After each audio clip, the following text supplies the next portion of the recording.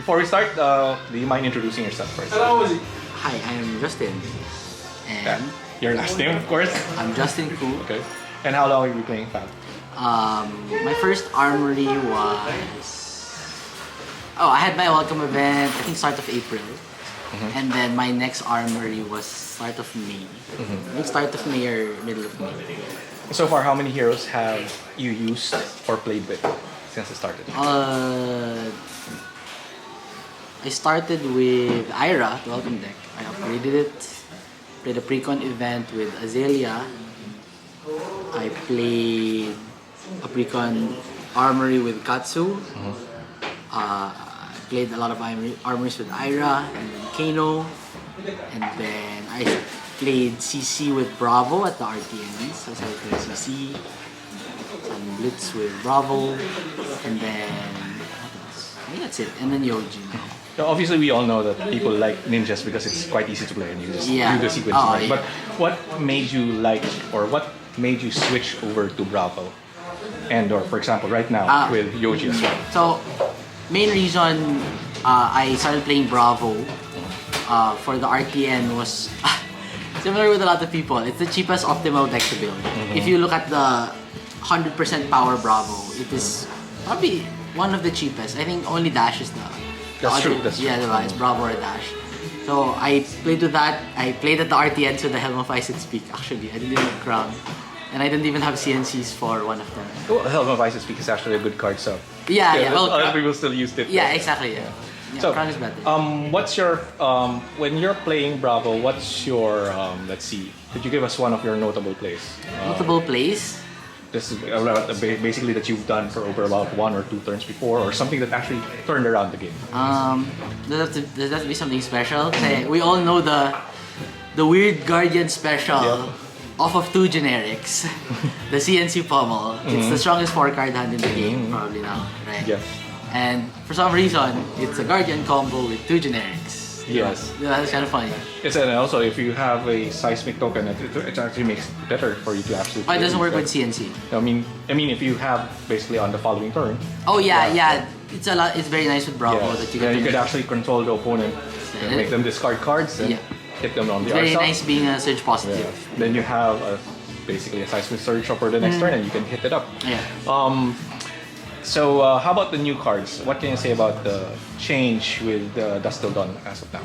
Have you utilized any cards for Bravo or for example for Yoji? For Bravo, well, I think the only card we got was Starstruck, which is a good card. It's your Time Walks, Time Walk 7 through 9. You have your Crippling, you have your Spinal, and now we have Starstruck as well. Good. So that it helps with consistency. It enables you to get 2 surges, which was not possible before, at least not efficiently. Lets you play 1 card Spinal off of blue. If you had a surge the previous turn. What else? That's kind of all Bravo got. Maybe Warmongers? Maybe? Maybe question mark. Well, it doesn't necessarily work on them, so it's actually a good thing for Bravo to actually have if you could slip it in, right? Yeah, weird thing though, it does affect you because you can't activate Bravo or Search when you choose one. But at least you can still hit big, right? Yeah. So that's a good thing about Bravo. You get to hit big, and then especially for Starstruck right now, it's a game changer. If you could play Starstruck on the other turn and the other one do a Spinal Crush or whatsoever, you could flip it every other. How about for Yoji? I mean, earlier we saw the game and we've seen that basically you were able to hold out against a chain deck, and the chain deck, as we all know, is able to chain up. Yeah, from the word itself, it's able to chain up multiple. I myself am a Rune Blade player, so I know specifically how big of a hit Rune Blade players can actually dish out. So could you tell us about how you actually went through and what you felt and what you've seen that you could actually do with regard to the turn earlier, wherein there was actually at least around, if I'm not mistaken, the 10 card hand. Yes. Yeah, the 10 card hand. Because technically, chain, if you banish cards, technically that's like an additional card in hand for chain. So that's how it works. So what can you say? Basically, since with chain, there's not much to it about with regarding placing your blocks because there's no on hits. The only thing I did play around there was CNC because there was only 1 CNC so far. So if you look at that turn, I played my sink below immediately, so that I played my sink below immediately and I de-reacted as soon as possible, in order to play around the possible CNC, because I checked his possible damage range and I wouldn't die unless I didn't play around the CNC and kept the de-reacting hand. Especially with a repeat blade, you can't gain a life since Yeah, that's another detriment for you. So. Yeah. So not much to blocking. It's not, I guess you just kind of line up where possible, make sure you don't overblock, squeeze all the block points you can, block with the rampart early. So when they do, if they do break the chain, it gets to block again. You can pump it again. It's either that or the existence of the rampart makes their plays less efficient because they don't want to be breaking the chain. Alright. So even if rampart doesn't get the double block, it still kind of does something.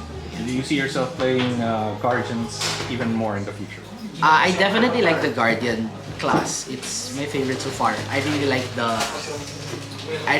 well, in CC I like Bravo's disruptive play style. I like that it's not just kind of unga bunga. I like how you can be very flexible. You can play fast, you can play slow.